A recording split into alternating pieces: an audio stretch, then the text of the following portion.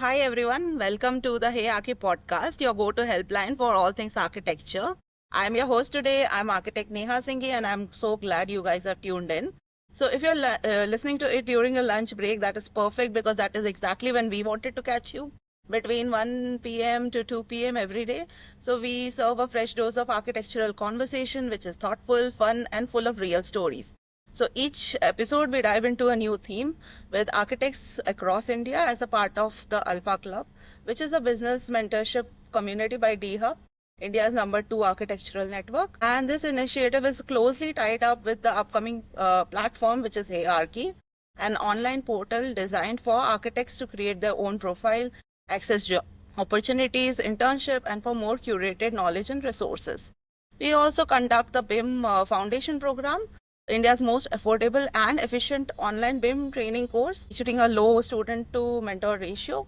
So, if that is something that is interesting to you, every student here gets a personalized guidance. So, I would ask you to check it out.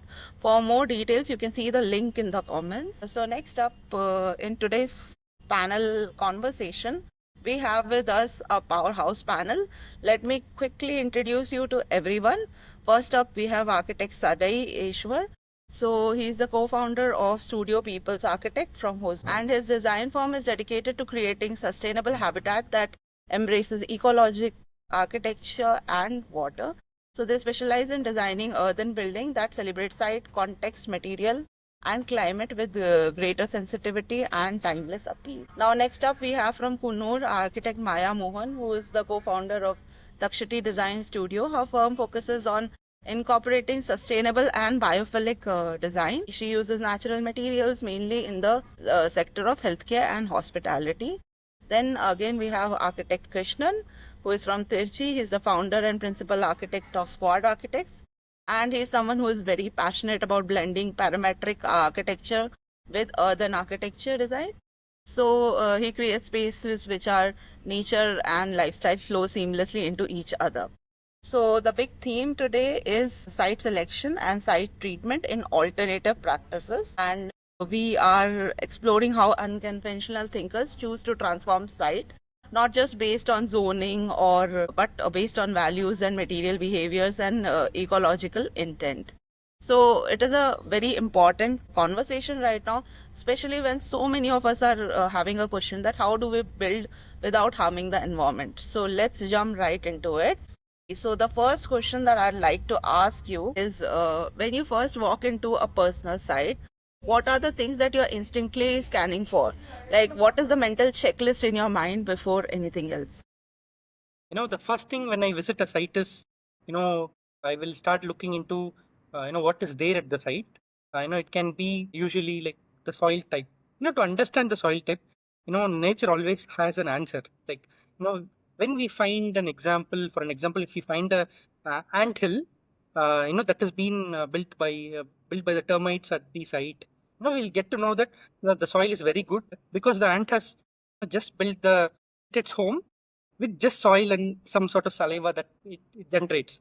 So if an ant can do just with saliva, then why not we build a beautiful alternative building with the materials that is available in and around the site. That is something nature always tells stories to us. And when in detail, the soil type, we go forward and do some basic soil testing at the site where we do normal soil testing with hand auger method, where we insert a hollow pipe into the soil and we try to get the sediments, and it helps us to understand the different soil strata that is below. So you know for an example, based on the soil type, we go forward with the technology of construction being adopted. A Morambo soil or sandy and gravelly soil, it's good for CACB, Ramdut and many other techniques.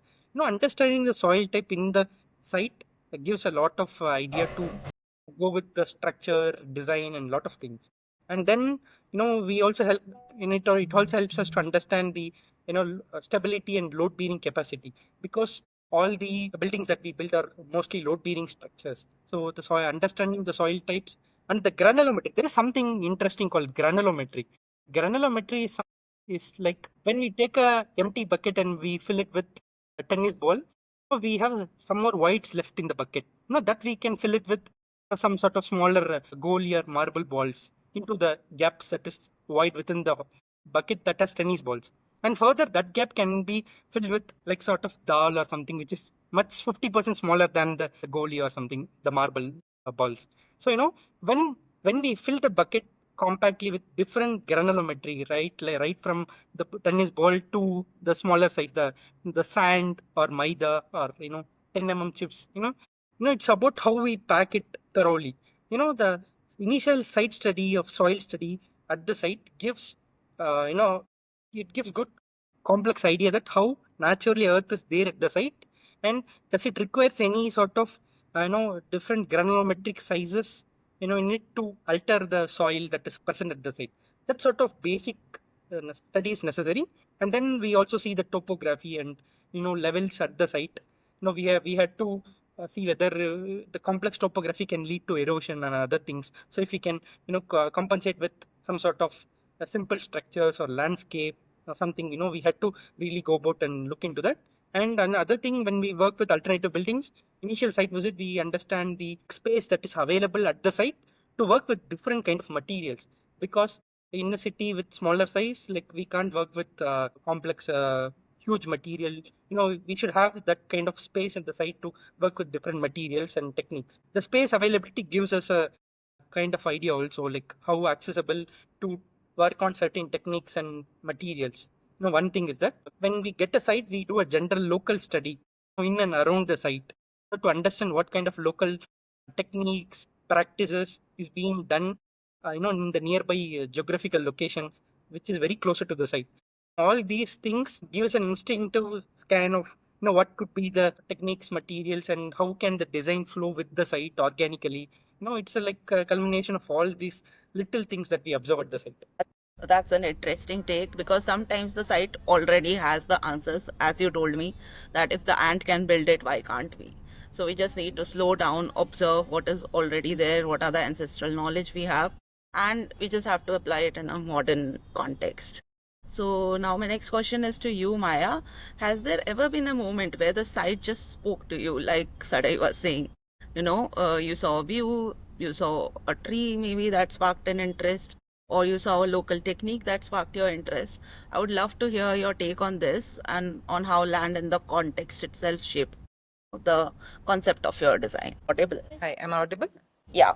There's a huge misunderstanding between people that if they just give us the plot sketch, we just give a plan that suits that sketch. So it's a very common misconception that's there among people. They don't understand when we say that we have to visit the site, we have to see what is there, the surroundings, we have to see where the project is going to be.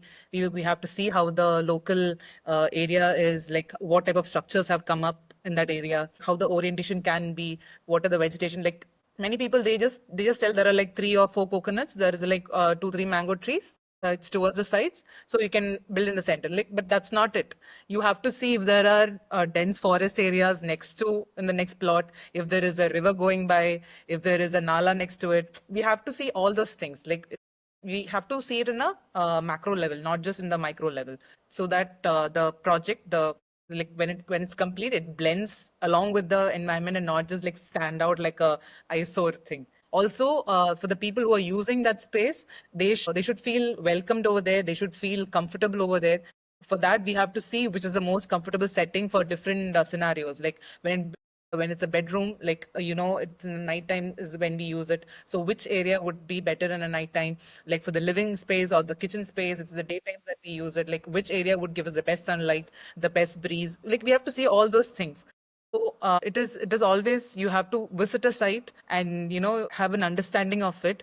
And another thing, as an architect, as a designer, we could say what we feel is that we can frame our project. Like we can visualize how this area would look like. Like as you said, if I see a tree which has like a huge canopy, I can see what that area can be in the landscape part. Or if I have like a side drainage is there, so that the drainage, we can use a natural drainage and create a pool over there, which would be like a water body that supports the surrounding areas. So there are a lot of or what do you say, inspirations that I've drawn. Resort space that we had done in Wayanad, and the slope was, I think, almost 35 to 40 degrees slope was there. And like these guys, they actually they wanted to do a beachfront resort, but then everything plans changed and like they came to the hillside area. But when like while talking to them, I understood how much they loved the waves and the sea and all that.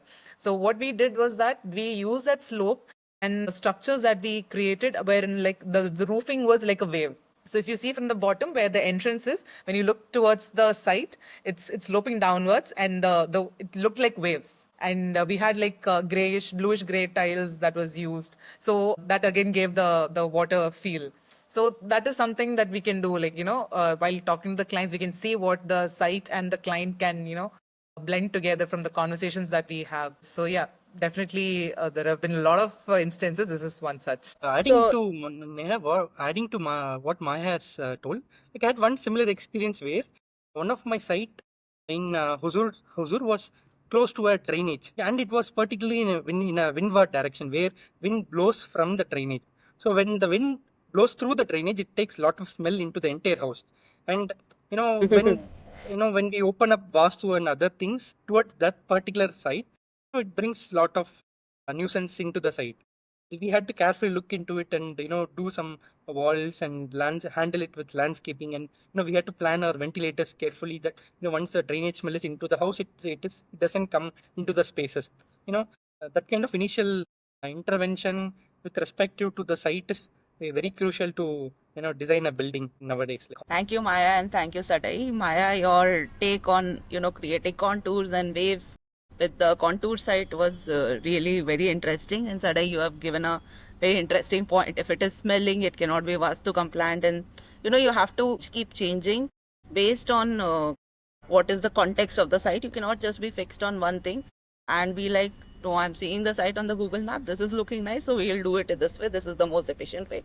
We cannot always go about that policy. So turning to Krishnan, I would like to know that it's not something we talk about enough. The thing is, let's say the site is locked, what's the very first thing you dive in before the actual building takes shape? What others sets the tone for everything else? Yeah, that's a very interesting question. My answer will be like adding points to the what Maya and Sadai said.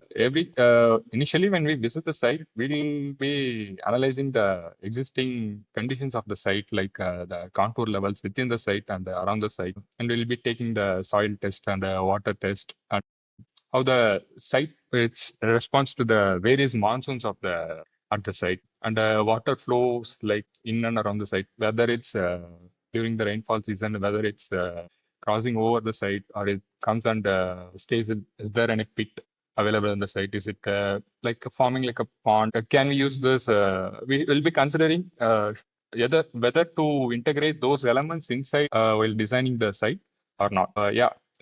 Existing landscape elements and others are also the things which will be considering during the design phase of the site. And yes, before any foundation, listening to the land, what it says and what are the inputs it giving is the most important thing we should consider before starting any site for construction. And that's what makes the natural buildings more special, I think. And also the process starts with the respect to the site conditions, and that respect shapes the building structure or massing. Interesting. That's very interesting. And also, as a sustainable consultant, what are the top three things you wish every client or architect you should consider during site selection and to make the project more sustainable? What do you think? What your take on Okay, this? so I got the take of a traditional, outlet that you should consider site context, which is very relevant. And next, what I want to say is how you select the site. So usually what happens is people end up choosing a low-lying site, which is like very prone to flooding, or which is, you should analyze what are the disasters that can happen to the site even before you stay building on the site. So for the contractors, I'll just suggest that, do a catchment area analysis for the site, or else go for a brownfield site, which can be an old industrial area or an underused land, which can be regenerated. So that is the most sustainable site that you can take, which is already something was developed and now it is, let into waste. So you can choose a site like that. The next point I would like to say is how walkable is the site. So a person will be more interested to buy or invest in a property which is near the school or the bank. It encourages walkability, but what it also does is it helps reduce traffic related emissions. So people, if the school is walkable, you might as well walk to the school and drop your kids. It will be a healthy way, it will be a less traffic way. And for architects, I would suggest that, go do a microclimate analysis so that you understand what are the orientations in which you have to place your site, place your building, if it gives you the best solar access, or if it is like letting in the wind, so that you can harness the power of natural ventilation. Speaking on that, Sadai, what I was very fascinated about in what you said is how traditional techniques are, very miles ahead from our wisdom, and how you try to incorporate that little knickknacks into your design. So in your experience, which old school site treatment still holds up to in today's context, and do you think that they can actually compete with today's tech driven system or even outdo them? Actually, like adding to it, when it comes to comparison, like for an example, this question directly takes to two things. One is building with unstabilized earth and building with stabilized earth. Okay, so building with unstabilized earth is like we don't use much of a processed materials, not much. Natural earth building doesn't use much, but no natural building which is not stabilized doesn't use any sort of processed materials. So, like starting from the foundation, wall, everything, it doesn't. There are a lot of techniques that has been followed traditionally in several years. It is still working. Just that the main difference between stabilized and unstabilized is stabilized. It's been designed for wet condition, wet strength, and unstabilized is not been designed for the wet strength. So when we work with and both works even today, both unstabilized and stabilized building works very well. Just that the unstabilized building has to be designed with a proper foundation, proper drain around the foundation, proper had the roof coverage, and based on the site location and understanding wind and rainfall patterns, we have to design one or two walls with which can be protected properly from the rains and things like that. It can be a stabilized plaster at that particular wall alone, or it can have a little extra overhang. With respective to design and techniques, all works equally. Just that the space is limited when we think about both the things. Right from the foundation, if we take an termite treatment, these kind of bio termite treatments and the traditional treatment method where we use neem and turmeric. So they ferment it for a day or two in a vessel or a drum, and then we make a grid of one by one and we pour it. These kind of techniques even work now better. It doesn't mean like it requires we have to follow this modern systems of termite treatment. These kind of traditional systems are still workable. Likewise, we find lot of alternative buildings, old earthen buildings in all our villages. It's been standing for 300, 400, 500 years or even 1000 years. We find lot of G+6 load bearing structures in Leh Ladakh, and even here in around our region in south only we have find lot of G+2 structures still standing for many centuries without any issues. So when it comes to techniques, both are working similar. Just that based on various scenario, we have to take a conscious call. What to adapt for and what to opt for. Are we going completely unstabilized or working with bit of stabilized to based on spatial constraint, time, and lot of things. Just a conscious call with the team of architects, clients, and artisans. At that time we had we all should come together, have a good conversation, understand things much better, and take it forward. So it's about conscious choice of choosing things only. But both works really good if it is done really in a proper way. nothing like, it can't be done. It works equally good. That is the main thing, I wanted to put forward in this. About with, strength, accessibility, of the material skills, all this are, something that has to be discussed and taken care of. But limitations is like, in kind of the modern systems that established our buildings as some sort of manufactured items, or processed items. Even if we go with CECB, it takes some sort of processing. That traditionally we don't sieve the soil in our traditional and ancestral way of natural building, which is unestablished. We don't even sieve the soil for a rammed earth or any kind of material. But today's alternative construction using CECB or rammed earth, which is stabilized, people tend to sieve the soil, where the initial processing of the building starts, from the sieving of the soil. So the ancestral method is something that is where the building is being built, from materials that is naturally, and the way how the materials are, we tend to use the way same, we use the same material in same format to construct. But the processing starts from, basically from the basic thing of sieving the soil and building with it. So, it can start from very small and it can grow big. But it's the conscious choices that we choose in the entire stretch of the project. I like how you say traditional techniques are a conscious choice and how they evolve with the land and with the discussions with other architects. That's quite very interesting. My next question is to you, Krishnan. So you work at the crossroads of parametric design and tradition. So whatever Sadai is taking, and you add a hint of parametric shapes to it. Yeah. So what is your take on something like sun path or wind direction that actually turn into geometry? Like you make a parametric tool, you make it in rectangles or something around that. So any site that totally change the direction of how you saw the data, what are the datas you see, and how you shape the fluidity of your building around those data. Actually, while considering for a natural building method and especially using the parametric technique, the sun angles and the wind direction are the most very important things to consider, because what we design is like considering these factors like sun angles throughout the day and even for the year, and the wind directions and its speed based on the monsoon and the terrain slopes, how the wind flows through those terrains, and let's say the site surroundings and the topography of the site are the things we will be considering for before designing these structures.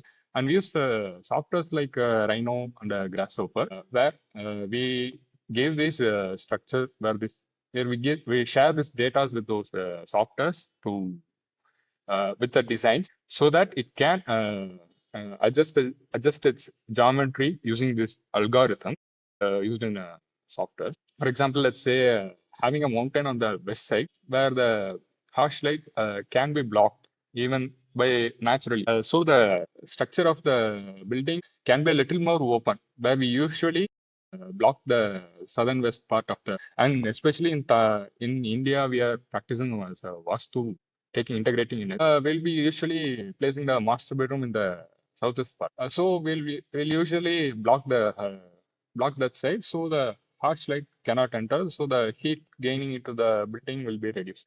But in this case, we can have a little bit more open on the southernmost part, so that the light can enter and the wind flow can be better in that side action side. Where exactly when the mountain is on the east side, in this case, the approach to the site will be completely different because we'll be intaking the lot of daylight in the morning to make the space a little bit warm, especially on the winter seasons and all. So definitely these sun and wind directions or all these considerations should be taken, and these things impact the building structure and its shape. In short, if we want to conclude it with this parametric tools we use with environmental data drives the design phase. In other ways, the site lead, it's a form and function of the space, what we want to do it in construction part. That's Definitely, the site data, the environmental data, and the site context is shaping your form, which is a very which is the way we were taught by your professors that this is the ideal way to do design. Next up, Maya, I know you work in the healing and hospitality sector. So these are two places that are meant to slow people down and feel grounded. In a hospitality, you want to go back to the nature, relax, meditate. And in hospitals, you are stressed and you want to slow down and you want to, just in the situation that your near and dear ones are in the hospital and you are like, I hope that I slow down and they get back soon, get back better soon. So, while designing for these two sectors, what is your approach to site treatment? What are you designing? How are you designing for these kinds of emotional and sensory experience? Yes, Neha, as you said, healthcare and hospitality, though it looks like miles apart, they have a lot of common factors. Both the sectors are like deeply rooted in our emotions and what we feel and basically the experience that they take away from it. One could be a traumatic experience, and the other could be like you find yourself, as we say nowadays. So you have like you know extremes of emotions. Like if you take hospitals alone, there you have extremes of emotions. Where when a child is born, the whole space is of positivity, while when someone passes away, it's like the most negative space that can be. So that is a very what do you say? So we have extremes of emotions and experiences that happens in that space. So what we do is that we curate towards those experiences. For example, as this one Krishna was saying, orientation of the building is very important. It might be a very tense situation, but when you reach a space, if there's a cool breeze passing by, that would give you a sort of relaxation. In a hospital, same thing. When you are meditating, if you have a nice breeze coming through, then that would energize you as well as give you a calming experience. Orientation is one thing. Another is how would say the site drainage, how the rainwater moves. Like as I said earlier, like we could use that to our advantage and create a water body space which would elevate the mood of the users, of the people who are there around it. Like if you notice, hospitals, the gowns that the doctors wear in operation theaters, it's green. That is because green is like one of the most calming colors. So when you're operating, it's full red blood and too much chaos. And when you look up, when you have that green background and you have those people wearing the green, it calms your eyes. So all those you have to cater. The green is actually is one of the most calming colors. So that when you bring it with nature in a biophilic design into such spaces, you can imagine the impact that a color and those elements have on the people that are using that space. In a similar way, the sensory trails, like if it's a hospitality space, how you move about, it does not matter that there's a long distance to go, but if that distance gives you a good experience, then it is worth it. Like if you have a small space to stop by and rest and just relax and watch around and then move about, there you use natural materials. Like how you take the trails, that is very much relevant, especially for hospitality facilities. Now, when it comes to healthcare facilities, again, our movement from one area to the other, like from the reception, if you have to go to the operation theater, if it is like too far, the people who are the loved ones of the ones inside the operation theater, they would be very tense. So you cannot have them roaming around and trying to figure out, because already they would not be in a good headspace. So again, the spacing, the zoning of the different regions of a single project itself, you have to be very mindful of it. So again, the site, the orientation that you take, the levelings that you take, like the if it's a contour site, again, like I am very much against this cut and fill that demolishes the soil, the whole environment over there.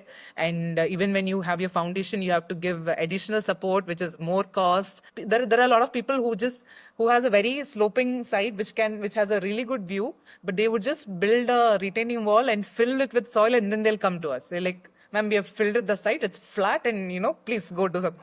I'm like, why? That slope was nice. You could work in levels. You could have a dynamic element over there. But most people, they don't understand that. They don't think in that aspect, which is why we say, please, when you select the site itself, please call your architect so that we can give you an idea of what can be done.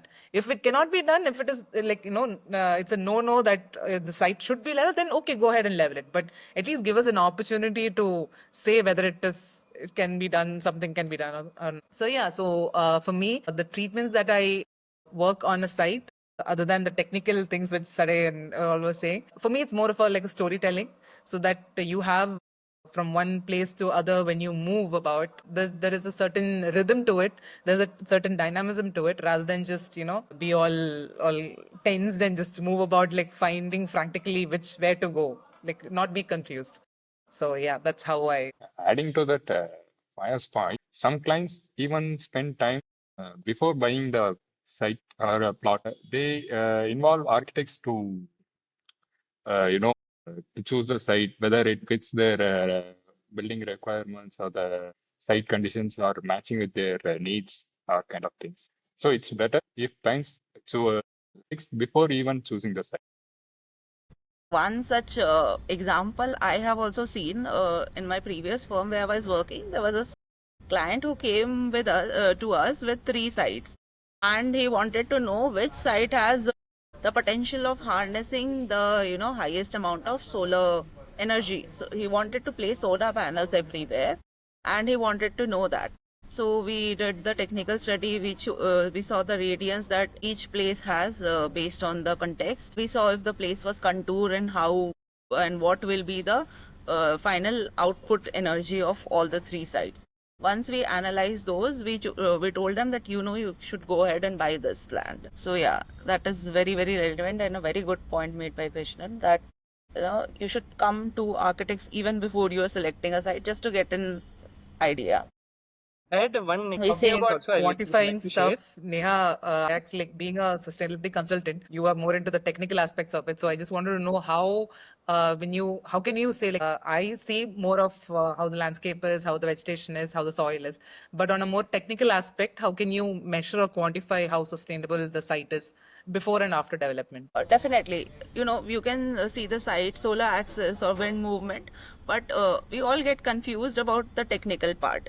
So what we do is, suppose we design a very preliminary building, and we see what will be the possible EPI of that space. So EPI is Energy Performance Index of the building that we are proposing. Next, we can know that how much rainwater harvesting potential the place has. So if the water table is very high, then it is not suitable to have a rainwater harvesting pit. What is the percentage of hardscape versus softscape? So if there's a soft landscape on the ground, what it does, it allows the water to percolate inside on the side. What people do is they place hard landscaping, and on that landscaping they create basement underneath, and on that above that basement place they start putting vegetations. So the water percolation is not happening. So we need to see that how much is the percentage of water percolation, and what is the percentage of greenery even helps in heat island effect. So we should see the percentage of greenery that we have added versus the hardscape, the scape that is not green or covered. These percentages can give you, again, even STP. We are just treating the wastewater, but is it getting reused, and how much percentage of it is getting reused? We need to start quantifying those things. What is the percentage of wet waste composted on the site, and how are you what is the percentage that is going out of site? So these things, when you start quantifying these small things, you start realizing, and you can put a number to it. So that is how I would say you quantify it. Again, back to Sadai, you were trying to say something, give a short example, Yeah, I but just we got cut him cut off. off. I'm sorry, dude. Please. No, in one of our project, we faced a similar thing. Like we finished the design phase and we were about to start the work. We had this particular site where it was in close to a water body, but recently, like they had filled the entire land and they have made it into a housing community. Now it's been 20 years since the housing community has come, so people has forgotten that some portion of it is close to the water body, and this particular client has bought a land, which is very costly, and we designed there, and when as part of a design we tried to do a soil testing, and we found out that the soil is pretty loose, and we had to go around 10 to 15 feet of depth to accommodate the house, the foundation of the house. So then we had to go back and find a new site, because that particular thing only costed them around 15 lakhs, something extra from their initial budget, which is pretty high, to work with a very unstable soil at the site which they have bought earlier. But we had to shift to a new site. Then client and we went forward, and we are choosing a good site with proper soil and proper levels and things like that. And we figured out a site, and then we shifted the entire construction to the new site, and we had to redesign the entire thing and again start back. So a lot of people now they are just buying the land and then they are coming to the architect at a very late phase. That is something, at least if they contact us earlier, we can give them certain criteria which will help them to find a very suitable site for what they gonna build, you know, based on their requirements and the typology of the project. And we can give certain parameters to for them, using which they can go forward and buy a very suitable site to accommodate their budget, their requirements, their commuting from different places, from work, schools, and lot of things. So it is very important as an architect for all of us that to give right insights to the clients at a very earlier phase. So time has been growing and we have all grown up, and we are in a phase where we have to guide all these people. They had to come to architects to understand different things and then go forward and choose a land to build anything. So we are in high time that everyone should realize, and the cost is also getting very high at cities and the suburbs.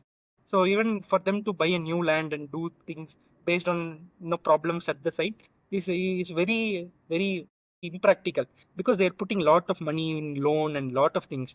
Lakhs and crores of money is going in urban areas.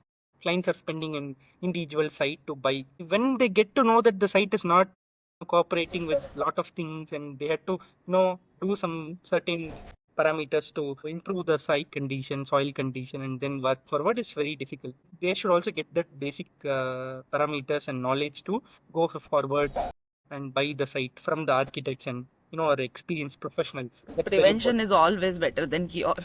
I think even the real estate builders and other people also can give SPTs. How they give measurement for the sites, they can give an average SPT in their thing, but they will not give because they will not have sufficient businesses because of that. So they will all not do like, it's very difficult. But client has to have that knowledge to. You know, in the catchment area is such a silly thing to do because it risks the nearby area as well as your site to flash flooding. And the client sometimes wants to go for a basement, which is on Yeah. top of everything. So the demands are unlimited. Yesterday, I feel your voice. Okay, yeah, I'll try to improve. Okay, so my next question is for Maya. It's a little bit tricky because when we think of earthy materials, we don't always think of, ICU, which is the pish posh area, or a luxury spa, which is, I would imagine, a luxury spa to be all in gold with the costliest material. So how do you find this sweet spot where the space is, still warm and inviting and grounded, but meets all the functionality requirements of hygiene, maintenance, and services? Honestly, that difficulty is now there only in the healthcare sector, I would say, because in the hospitality field, a lot of people, there's been like a huge shift of people. Like that luxury is like, I wouldn't say out the window. It's towards one side. There is more what do you say, aware. The travelers nowadays, the generation that is traveling a lot nowadays, they are more aware of the surroundings. They are more aware of what they are putting out into the world. They are more aware of where they go. They check how the space, the maintenance of that place is. They go for all those reviews. So in the hospitality sector, actually, then construction and alternative practices are actually up and coming, and more there's more support, and like we have clients who are actually asking us to bring in local materials and vernacular designs rather than just the luxury part. Like it should be luxurious, and honestly speaking, when you say natural materials, it does not actually mean dirty or what do you say, bacteria filled or something like that. Actually, something like lime plaster, that is an antibacterial element that we use on our mud plasters.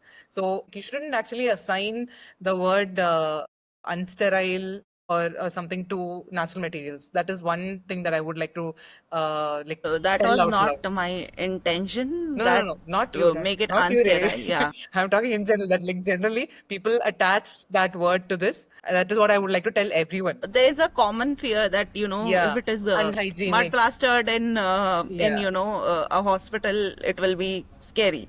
Yeah, Like it's that for that So how do you tackle that? Yeah. Yeah, for that, That is my what. point is that see, we have the zoning that we do. Like we have different regions with different spaces. The reception area need not be as sterile as the operation theater. It should not be actually. Like operation theater, like the most sterile space, and like you have a hierarchy of sterility that is required in different regions. Like your waiting area, the ward outside area, the outdoor, the cafeteria, the play area. All these can have natural materials and elements. You don't have to have the what do you say, the 100% bacteria stuff. You don't need to have that.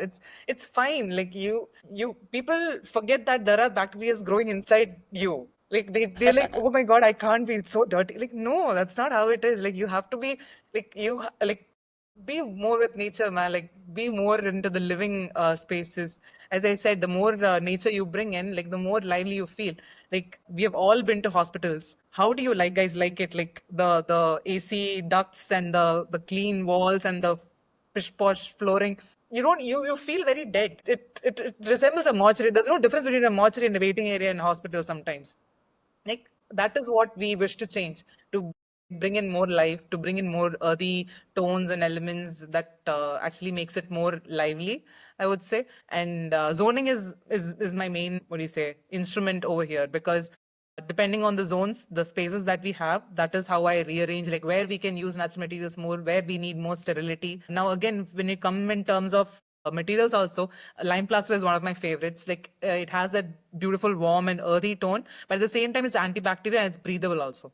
And then you have sterilized mud blocks and laterites, which again we can use in non-sterilized zone, where we can just pack it with lime wall wash finishes and all, which is again wash. And maintenance is not like too much as people generally think. Now like when you go to resorts, like exposed materials is what is in the zone right now. You just need to know how to seal it properly to the to reduce maintenance, and how to treat those exposed materials, be it bamboo, be it laterite. All those, we have options in materials now. We have different kinds of treatments also for the materials now. So it's not like how it used to be before. Like there's more awareness of people, what people want, by giving them also what they actually need. I hope I'm making it clear. Okay. Then It makes a another lot of point would sense. be services, like the plumbing and drainage and electrical services. People think that if you're doing a rammed earth wall, we have to have the plumbing and pipes outside. No, if you have planned it properly initially itself, you can put in the pipes and it can be concealed. Or you can have a raised platform under which all these services go. Or you can have a concealed ceiling on top of which all these services go. So again, detailing in layers is what I would say is thoughtful detailing in layers and clear zoning. These are design strategies what I would use for such structures.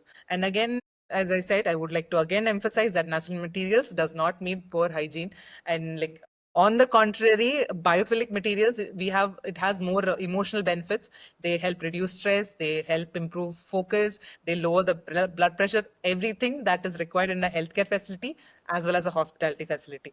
It's both like one is healing, other is making memories. So these are factors like which we should include more and more into it, into our projects. I would suggest that I wouldn't like say no to the conventional methods, but I would say please incorporate these methods more, so that the space is more lively and it's more soulful and sensible, if I can say that. That makes a lot of sense. I've seen a lot of travelers now, going around with water bottles and filling up all these things. I have seen this. Yeah, They we've got a have lot become of very consumers who eco-conscious. are becoming more sensible and aware to the surroundings and the environment. So we should also start designing to their interest and taste. Second, I'm getting a call from my mom. Okay, go ahead. You are mute, Sadek. Maya, you're also. Yeah. Actually, I wanted to add certain things which Maya had shared when she spoke about this antibacterial and lot of things. So there is this perception that earth buildings breathe and things like that. That is breathable is always antibacterial. You know why it is called breathable? No walls are breathable. It is breathable in a sense that when we, when 4 to 5 people sleep in a closed room with all windows, doors shut, we feel lot of humidity in the room. There is a lot of humidity accumulated when we wake up next morning.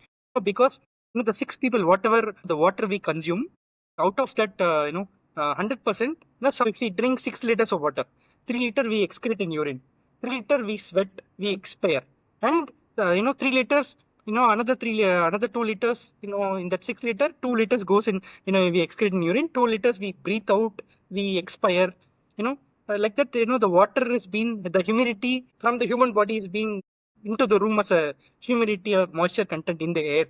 The plaster, the earthen plaster or the breathable porous material, if you do a mud plaster or a lime plaster to it, the 2 inches of plaster which is inside the room absorbs the humidity that is present in the air within the room. So the 2 inches is being absorbed by the plaster that is inside the room. Again, from the atmosphere, the exterior, again the humidity and things is being absorbed from the exterior plaster of the wall.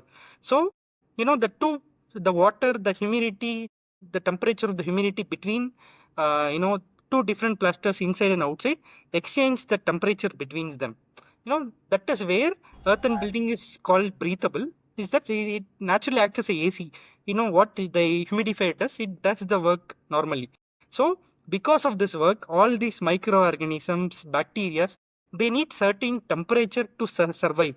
They need a constant temperature to survive.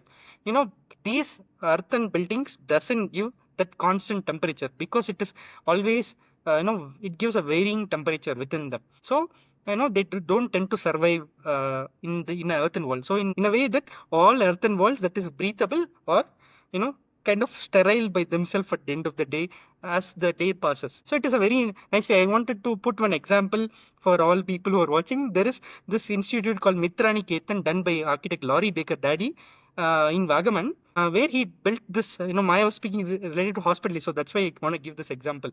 It is a beautiful hospital project where he built with all local materials that is available in that hilly terrain. Those days there were, people can't even walk to the site. It is a very critical site location. People used to take the hospital in a gunny bag. We call it as like we put a yarn with pole, and tribal people used to take the villages who are pregnant or who are health sickness. They used to take to the hospital in such a way, such a route where there is no route at all. It is just that they had to climb the hill with a hammock or something, which they 4 people hold and take the ladies during pregnancy. In that kind of complex locations, he did a lot of beautiful vernacular buildings with local materials. It is very sustainable with lime plasters and exposed walls with stone and bricks. It feels like a home more than a hospital, and people love to spend time there. Even now, if I go and stay there, or now it is not functioning as a hospital due to the enlargement and things like that. But earlier, even if it has been now used as a hostel for the kids right now, they feel like home. It is not a hospital. The labor ward was now converted into a room in that particular building. It's very interesting, and it is very experiential for anyone to visit and experience the building. I would suggest, I would wanted to tell. Correct. So if it does not feel like a hospital, we feel like acha bimar bhi, Exactly. we don't It's feel that always- sick. Ultimately, it's the experience, the It's feeling it's that all we get. in the mind. Yeah, it's all in the mind. So next, I have a question for you, Krishnan. Has it ever happened that a site gave you a curveball? Mid-site you realize that this construction approach would not work because the ground is not the way you thought it will be working for parametric architecture. And I feel you might have a plan B if the plan A doesn't work. And I would like to hear one such plan B stories of yours if you have any. Yeah, actually, we don't want to go to plan B because all the estimation and all the other things, labor, material quantifications, all will be done in the prior before starting the site itself. Because we don't want to pull Sometimes it that, is but yeah, but not sometimes avoidable. yeah, yeah. Kind of like we'll be testing the soil. The initial stages it will be fine, but once the execution phase starts, even inside the plot itself, sites soil may vary. So the initial soil we tested for, which is good for construction, which we finalized, which may vary in the second phase, or above the basement level or above the lintel level. That phase it may vary. The lack of soil would be the condition, and other things like whether heavy rainfall and or the storm during with a heavy wind load. All these conditions, especially it will all happen only when we enter the site. It might never happen before. That is the beauty when we approach any site for construction. So there is a possibility we should go for a plan B. which will be like a structure of the building will be redesigned. The shape will get differ based on the materials or the conditions that site reflects upon. Ultimately, the responsive and the adaptive mindset is the essential part while we designing with the natural materials and the especially designing the contour sites, like kind of things.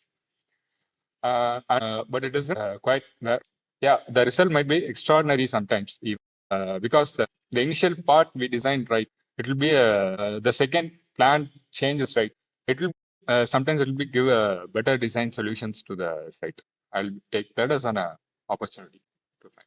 Yeah. I totally get the point. Sometimes it is just a better opportunity. Or sometimes, the plan B gives a more unexpected, beautiful result than plan A. So, my next question is to you, Sadai. As we have a lot of young architects listening to us, especially those curious about the alternative route, we don't get to study it in depth like you told us that this is a traditional technique, this is how it works or something like that. So I want to know what is one advice that you want to give to someone who wants to blend modern design with local wisdom and traditional craft and they don't quite know how to begin it with. You're mute. One thing I wanted to tell all young architects is travel, explore all local buildings around you. They have answers for all your thoughts and queries. They have been designed. The local vernacular buildings has been designed particularly to the local climatic condition, the topography, the materials available around. They would have they have our ancestors have solved everything. We just had to curiously watch out the buildings around us, understand how they have incorporated and how it has been worked, update to the current condition, the need of this current scenario, how we want to do take up this ancestral projects, ancestral buildings to modern solutions. We have to slightly update with the current needs and work, but it is the basic thing starts with the local study and understanding the materials in detail. So if we travel early, we'll get to explore a lot of knowledge and resources and things like that. So basically I will understand, ask everyone to travel, listen to the buildings that is around us. They have solutions and answers to all the current problems prevailing, and do make some updates from our end to serve the client's needs and the current maintenance aspects, the lifetime of a building aspect. Now, if we slightly upgrade the problems that were in the old structures and do it to the current situation, it can be even earlier building survived 500 years, the new building can survive 1,000 years also. Just that the conscious knowledge and learning from traditional building systems and upgrading it to the current needs is the end of the need of the day. So we have to look into them curiously. Talk about travel and it's music to my ears. I'm pretty sure it's the same for Maya. We love traveling a lot.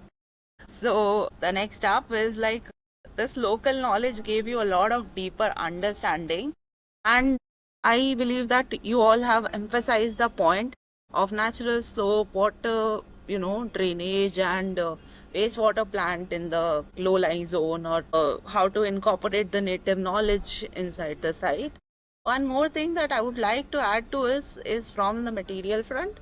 We have to look for solar reflective index of the material that we are choosing so that it can reflect back the light.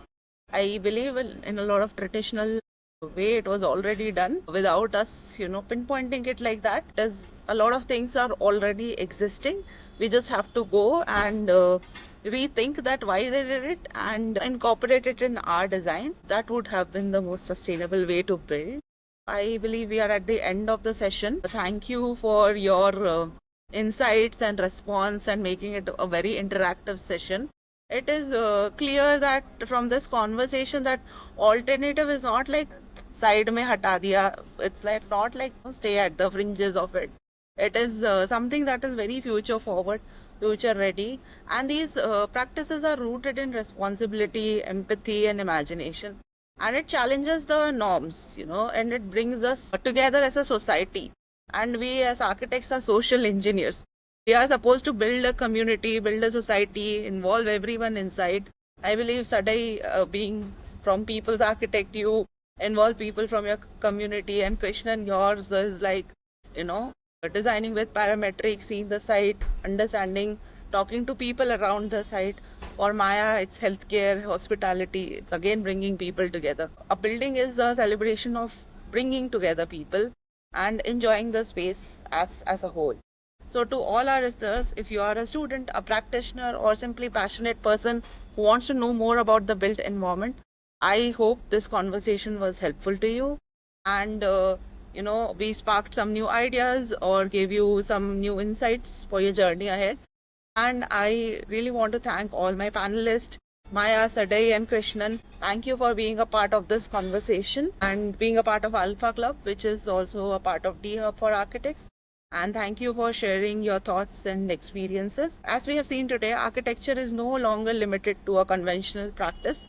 It's evolving, it's embracing technology, creating social impact, even entrepreneurship, and much more. We are all digital marketers trying to, build ourselves. So we are constantly learning from the process. So I hope tomorrow we'll be back with another set of our fellow members right here on the HeyArchi broadcast. And the topic up for discussion will be around interior design, I believe. So do tune in and share your thoughts in the comment. Until then, stay inspired, stay curious, and keep building meaningfully. Thank you. Thank you, Neha. Thank you. Thanks, everyone. Thank you.